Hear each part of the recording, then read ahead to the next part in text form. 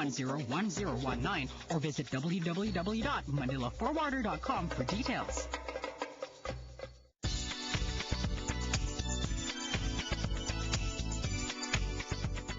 As we continue to get to know the richest Filipina in the U.S., dito naman po sa pagkakataong ito ng Kababayan LA, ipapaliwanag at ikukwento naman po sa atin ni Lloyda Nicholas Lewis ang kanyang love story.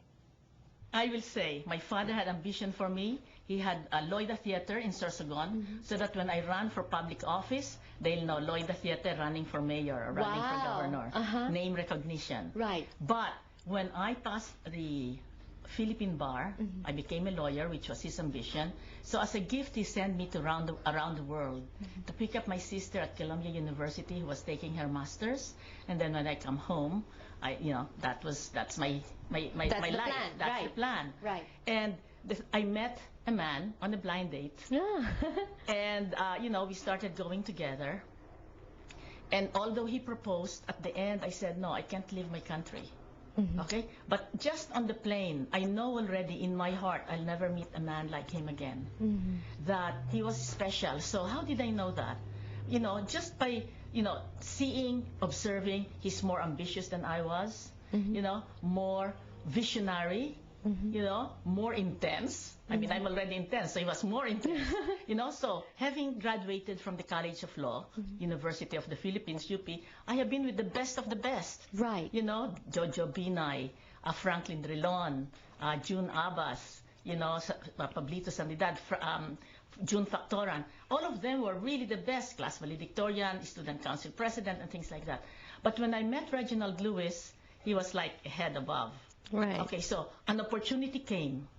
And I said, I'll go home. I'll go back home. But just on the plane, my heart told me, you'll never meet somebody like him again. So I called him up and said, darling, I'm coming back. Oh my gosh, I'm getting goosebumps. Yes, actually, after I said, darling, I'm coming back, there was never a regret. Because that was the quarrel. Will I leave all of my dreams, my father's ambition, my political life, and all? I was going to be like the second Helena Benitez. She never married, public service, so all of that. But then, I answered my heart. Between your head, which is above, and your heart, which is here, you follow your heart. You're saying now how difficult it is to be a business person. You were married to a business person, didn't have a 9-to-5 schedule, 24/7 on call. He almost failed many times, almost had a nervous breakdown. It must have been stressful for you and for the relationship. Oh, absolutely.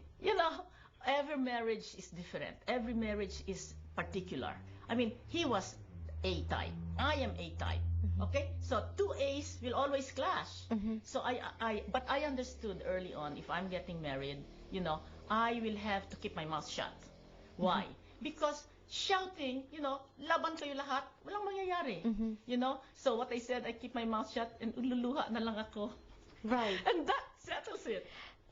Not that I was doing it out of because I don't want to answer.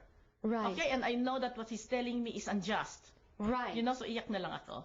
Right. And that settles it. So, okay, what made you decide that this guy is worth shutting up for? No, it's the marriage. Okay? I know, okay. So in a company, there's only one CEO. Right. In a marriage, there should only be one CEO. And he is better at making money than I am. So early on, I understood. He's the money maker. I'll take care of business. I'll take care of home. So that, when he goes out, he's African American. All the discrimination, bigotry, insulto comes to him. So he's fighting dragons and monsters out there. When he comes home, he must have an oasis. He must not have a wife who's saying, "Oh, bakit ka huli?" Right. Right. God, that's horrible. Right. So when he comes home, darling, have you eaten? Right. Even if it's 2 o'clock, 3 o'clock, 4 o'clock. Right. So he comes home to an oasis to accept. Right. Not that I wasn't jealous. Of course I was jealous. When we lived in Paris for 5 years, the first year, he would tell me, you know, I had dinner with so-and-so. Naku, yung aking imagination. Because he would be with me in Paris for 1 month and then be in New York for 1 month because that's where the business is, raising funds, Right. finances. Right. So pag naroon siya sa New York, naku po, kasama yata. So I was so jealous. How did you survive? I survived because, you know, God in His own goodness got me, I found a prayer group in Paris. The only English-speaking church in Paris is St. Joseph. And there was one friend there that became close to me. She's Irish. And I told her, you know, can I just talk to you? And so I was talking to her how you know, I'm so jealous Right. that my husband is not, you know, when he's in New York. I said, Loida, read Corinthians. Yeah, Corinthians 13 from 5 to 8. Okay, so I read it. Love is patient. Okay, so isang linggo ko yon. Kung ako patient, anong ibig sabihin ng love is patient? So situation where love is kind. Ako, Diyos ko. Love is not proud. Love is not rude. Love does not keep a record of wrong. Naku, yun ang pinaka-importante. Wala, ginawa mo yan. Ginawa mo yan. So, at the end of maybe 1, 2, 3 months, because it took me that long to imbibe it within me, no more jealousy. My husband can do no wrong. Whatever he does is okay with me. Parang tubig on a duck's back sa gabi. So, wala, hindi nag-absorb. And because of that, it's like I changed within, you know, and so he changed. And so the last 4 years of our life in Paris was wonderful. It was like mature love that we found each other again. And I guess because at the end of those 5 years, God was going to take him away from me. So how can I find another love? There's one and only one. And for all you entrepreneurs out there, stick around because when we return, Loida Nicholas Lewis talks about business and you might learn a thing or two. Don't go away. Morning, LA.